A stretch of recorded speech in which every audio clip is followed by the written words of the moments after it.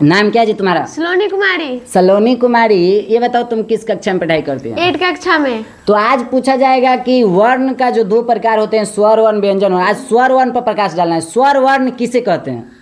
ऐसा वर्ण जिसका उच्चारण में किसी और वर्ण की सहायता ना ले उसे स्वर वर्ण कहते हैं। Very good. ये बताओ कि हिंदी भाषा में स्वर वर्ण कई गो होता है?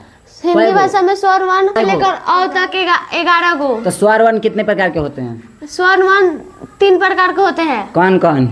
मूल स्वर, लघु स्वर या ह्रस्व स्वर। हाँ, और दीर्घ स्वर, प्लुट स्वर। ये बताओ कि मूल स्वर या ह्रस्व स्वर या लघु स्वर किसे कहते हैं?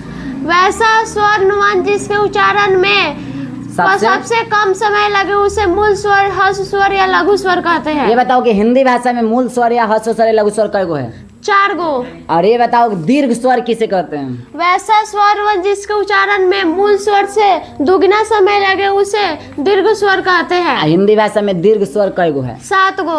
और ये बताओ प्लुत स्वर जो कि तीसरा है, सबसे अच्छा डेफिनेशन सुना रही है, तो बताओ प्लुत स्वर के डेफिनेशन क्या है? प्लुट स्वर का वैसा स्वर वर्ण जिसके उच्चारण में सबसे ज्यादा समय लगे उसे प्लुट स्वर कहते हैं। ये बताओ एक ऐसा प्लुत स्वर का नाम बताओ जो सब लोग जाने। ओम। ओम तो कहने का मतलब बहुत अच्छा। ताली हो जाए जी एक बार।